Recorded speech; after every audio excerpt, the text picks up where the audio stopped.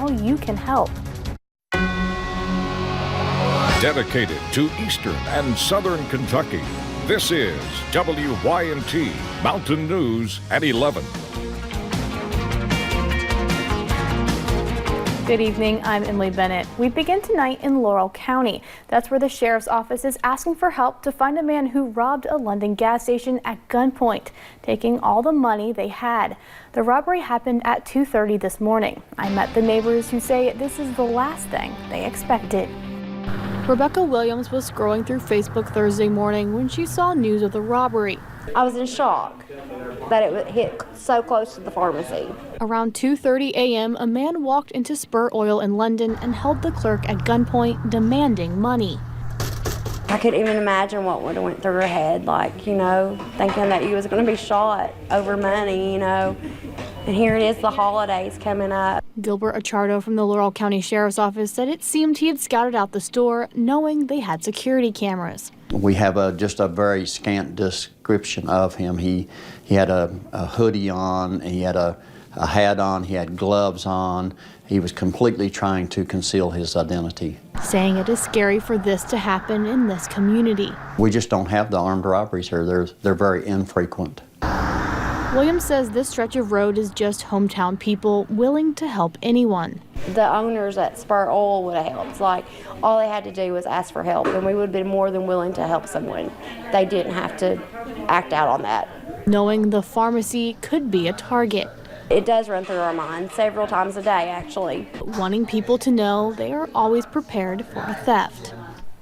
Achardo is confident they will find the man. They already have several leads they are chasing, but ask you to contact them at 606-864-6600 if you have any information. Former Governor Matt Bevin is facing new criticism tonight after documents reveal he pardoned a Laurel County sex offender. This man, Charles Phelps, submitted a petition that was only 8 pages long. Phelps pleaded guilty in 2013 to child porn charges and tampering with a witness.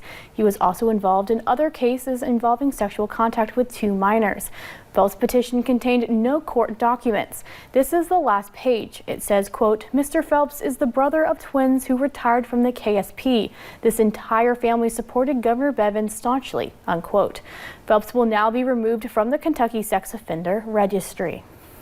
Meanwhile, the pardon controversies continue in Western Kentucky.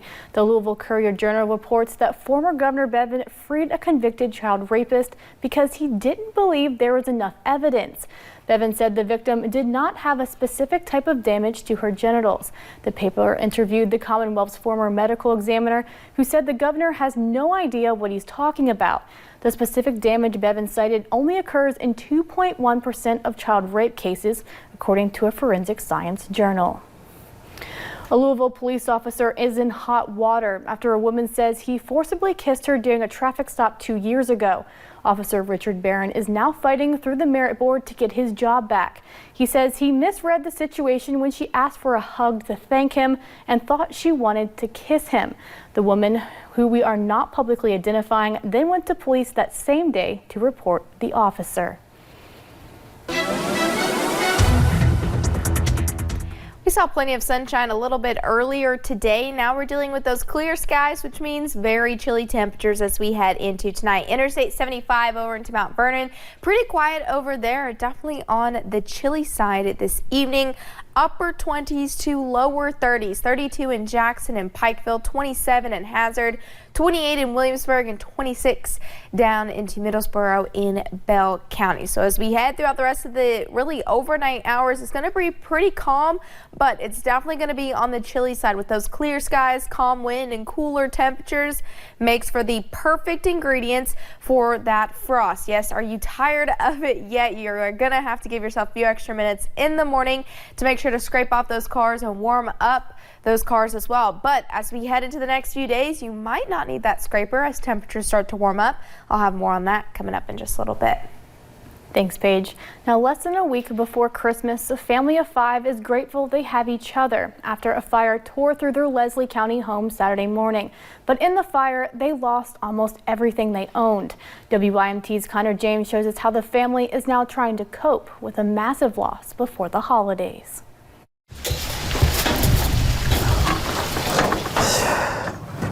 But I got one more step to go. The smell of soot and melted metal lingers. So I'm hoping that we will find that little piece. It's like a needle in a haystack, but I gotta try something. With each shovelful, Amanda Middleton kicks up the ash of what she once called home. She looks for her car key. She can't afford a new one, so dig and sift is all she can do. Her husband, a former Black Jewel miner, has been out of work since July. His recent back pay paid for their children's Christmas presents. Yeah, if it hadn't been for his Black Jewel back pay, I think even with the back pay, we still didn't spend, all that on Christmas gifts. But now that's all gone. So many memories this was our home. And this is the place where you're supposed to be safe and feel safe, and to lose it in the way that we lost it. This skeleton of a home she now stands in went up in flames so fast.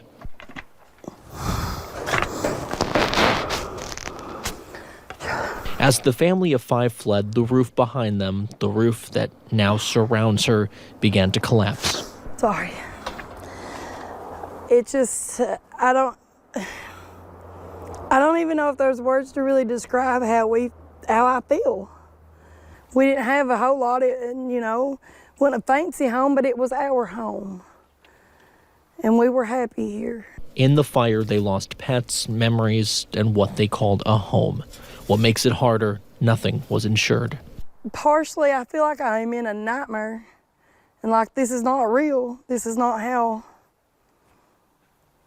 it is, that I will wake up and then reality sets in, and I realize that it makes it hard. Again, that was WYMT's Connor James. If people out there want to help, whether that be with money or clothes, you can drop that off at the Stinnett Volunteer Fire Department in Leslie County, where Amanda's husband is a volunteer and working to become an EMT. The reward is growing as Floyd County deputies look for whoever shot and killed more than a dozen horses. It is now at $15,000. The sheriff's office says the disturbing crime brought in donations from around the country. Deputies think someone hunted the horses at a strip mine and shot them with a low-caliber rifle. One horse in that herd is now being cared for in Shelby County.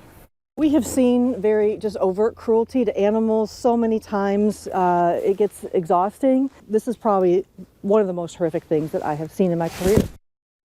The Kentucky Humane Society is urging people to donate to the reward fund to encourage someone to speak up about what happened. Back in July, Perry County's homeless population was in the spotlight following a violent murder at the Bobby Davis Park. The community did not know what to do. A meeting called by Mayor Happy Mobilini pooled all the resources in the area to bring change to how the homeless population is served. It's about pooling resources so that none of us are overwhelmed with the needs, but that we're all bearing the burden, of the people that have the need. The guide can be found at City Hall, schools across the county, and the Little Flower Clinic. Many people in Perry County may have a full belly this holiday and others do not have. The Hazard Police Department is hosting a food giveaway this Saturday. They will be giving away 1 food box per family at the Forum in Hazard. Today, James East, Deputy Chief, says this helps people during the neediest time of year. Even though it's not necessarily a police-related matter, we're public servants, and I think it's our responsibility to help out our community when we can. The food boxes will be given away on a first-come, first-served basis. If you would still like to donate food, you can drop that off at the Hazard Police Department tomorrow. Students from the University of the Cumberland spent the last 9 months building beds for kids in need. Students in the Mountain Outreach Program helped the B Squad project in Williamsburg by volunteering to build 51 beds for their 2nd annual Gutsy Gunner Sweet Dreams Bed Giveaway. By volunteering, they cut the cost of the beds to 1/3 of the price, allowing more kids to get a bed. It's been a lot of fun. We've learned a lot. And I think that next year we can do it even better. The bed giveaway is on Saturday morning at the Williamsburg Convention Center. Students from Valley Elementary braved the cold today, trying to offer a little warmth to people in need. 40 students from the school's Gear Up leadership team collected winter clothing, gloves, hats, and warm socks. Then they walked around Pikeville to place them in blessing boxes. They say it was just their way of giving back this Christmas season. Anybody who just has like a little thin jacket or needs something can come and get it and actually have warm and have a great Christmas and just know that they're loved. The students say they were happy to be cold for a little while if it means making sure someone else has the chance to be warm this winter. Coming up at 11, gunfire erupts in the center of Moscow, why officials are calling it a terrorist attack. But first, the TSA expects more people to travel this year, how they say you can avoid getting caught up in security lines. And clouds and temperatures increase as we head into your Friday. I'll have those details coming up.